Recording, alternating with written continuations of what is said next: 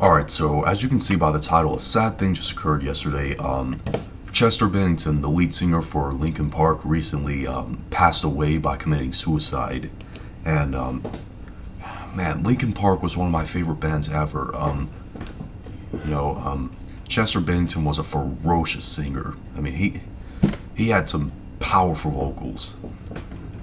It says here that his death was a possible suicide. After law enforcement authorities responded to call shortly after 9 a.m.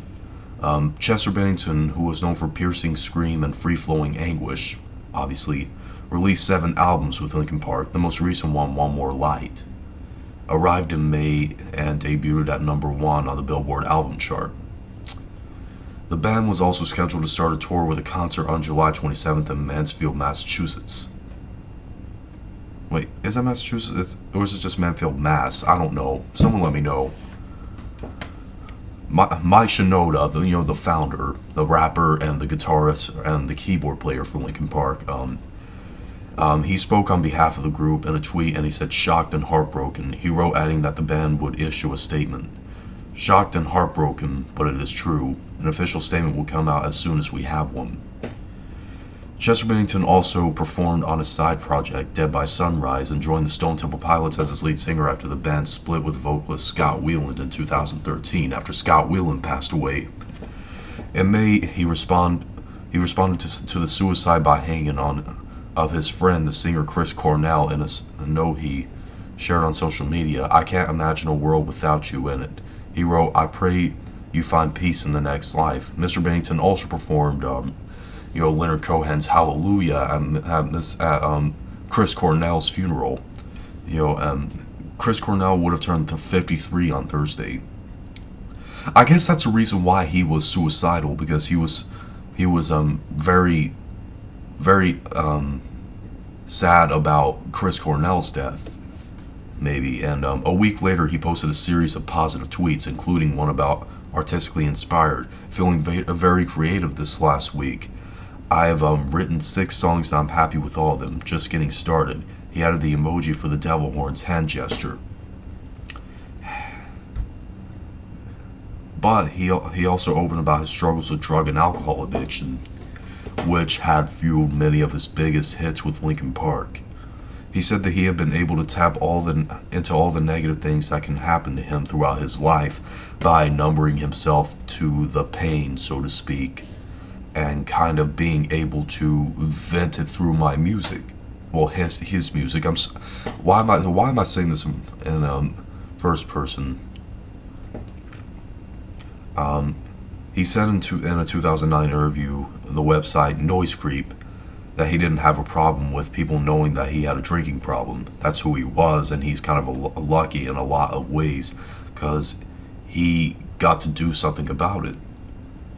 Which I don't really agree with that, but in the song "Crawling," one of the band's defining singles from the defining album Hybrid Theory, it went on to sell more than 11 million copies in the United States, and he said there was something inside of him that pulls beneath the surface, consuming, confusing, this lack of self-control I fear is never ending. That's the lyrics of "Crawling."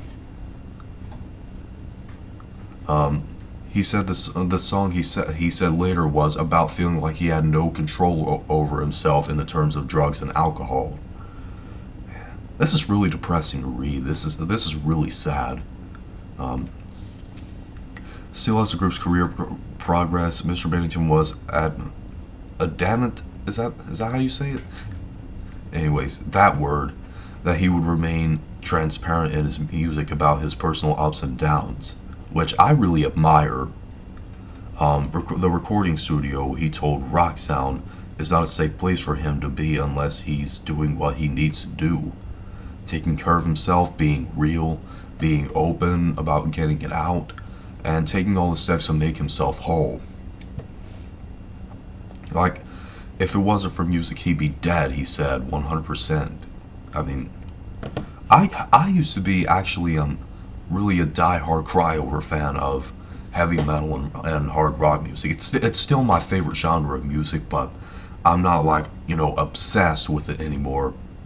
but it's still an issue for me because I love Linkin Park. They're one of my favorite bands in the rock genre. Even though they become popular off the new metal genre, you know what I mean.